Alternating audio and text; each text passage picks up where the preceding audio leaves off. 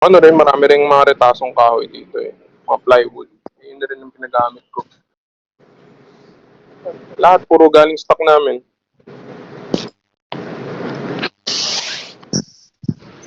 Mas mura kaysa bumili ng bago.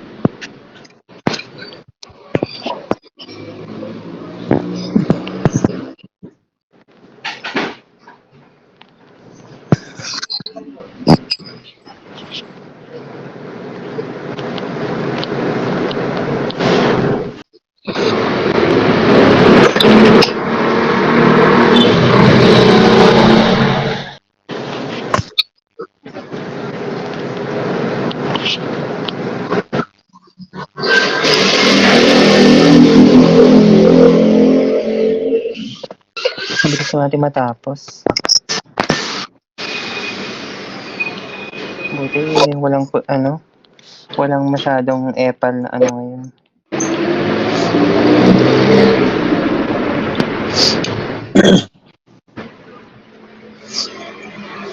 Bilisan natin, maghanap pa ako mga... 60 na ba? Ewan. Yung sa global ba, di ba sabi nila yun din daw yung problema nila, yung sa crystal din? Ewan.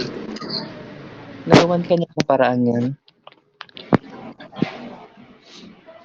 What specifically ba yung bug? Talagang na-debug? Ganun.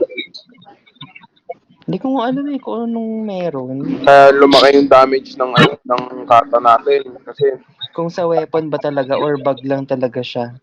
na-debug kasi. Hindi, pero bakit sila hindi ganun kalaki damage? Kasi nasa base din natin ata sila Mayo eh.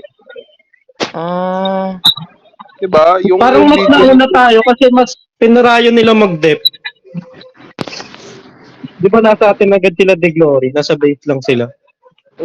Pero yung channel ni na Mayo, nasa loob sila ng base natin eh. Mumabawas din sila. Yun din. Kaso, yung bato ng kata nila, hindi ganun kalaki. Nagulat nga ako 70 agad eh. Nasa base pa lang tayo eh. Parang kakatapak lang. Di ba tamad yung guild nila? Tamad sila magpulot ng pang-upgrade ng kata? Nakapag-upgrade ba tayo? Nakapag-upgrade ba tayo ng kata? Oo, nag-upgrade daw, sabi ni sila. Baka yun din. Walang upgrade yung ano guild nila. nila, alam ko tamad talaga yan eh. Yung Aether, yung di sila nakikinig.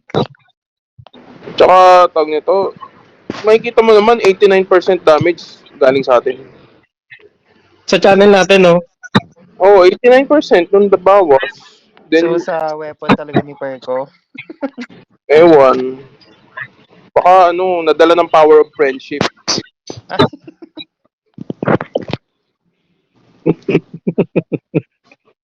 Sakto pa naman nasa tower lang ako noon. Dalawa kami ni Andre.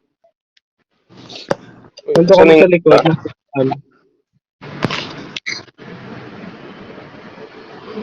Nagulat din ako na parang, laki, nasa isip ko na una. Bakit? Di ba sinabi ko lang? Nasa 70 agad. 20 ang bawas. Akala ko naman nung una, parang lahat ng channel natin, tatlong kata, nakapasok. Nung yung sa TW, hindi ko napansin, yung pala yung sinasabi ni Yaya. Si Yaya ba yon yung nasa Yawa? Oo din, oo. Nasa TW. Sinasabi niya daw, ba't daw ang bilis? Pero nung TW, basag kagad din yung kristal nila eh. Kaya nga, yun pala yung sinasabi ni Yawa.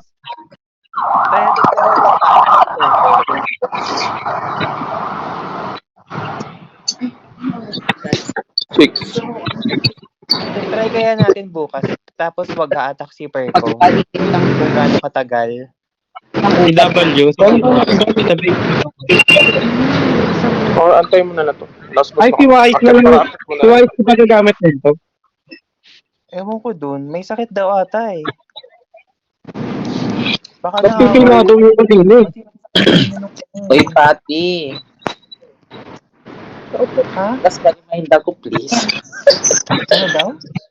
Bukas ka-remind ako sa Void Wire. Baka makalimutan ko. Magbabar hopping kasi kami. Sige. Ay, wow, may pa-bar hopping. Sana all. Sabado kasi. Dun sa ano, pupunta kayo dun sa Ano ano, sa Manso Bar.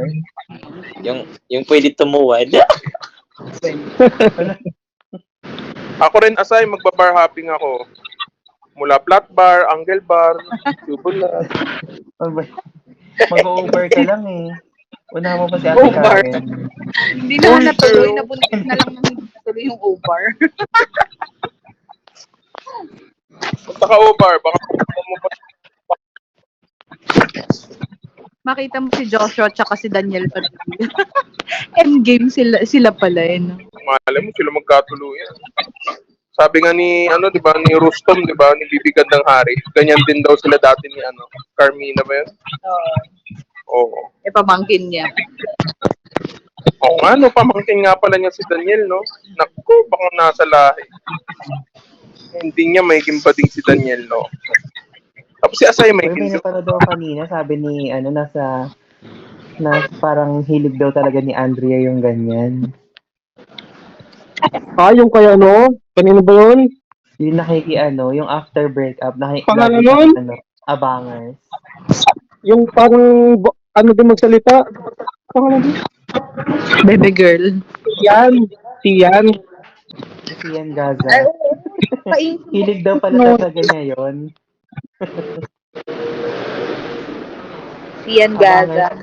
Abangers daw si Andrea ng mga pa-break na. Sabi nga daw, pa-victim daw pero ay malandi daw. Hala, parang kaya sa ilang. Uy, tama. Natatarget Hindi lang. ako yan. Hindi kasi ako pa victim, malandi lang. Hindi Pero ako pa hindi victim. naman daw siya yung dahilan. Yung Jillian daw.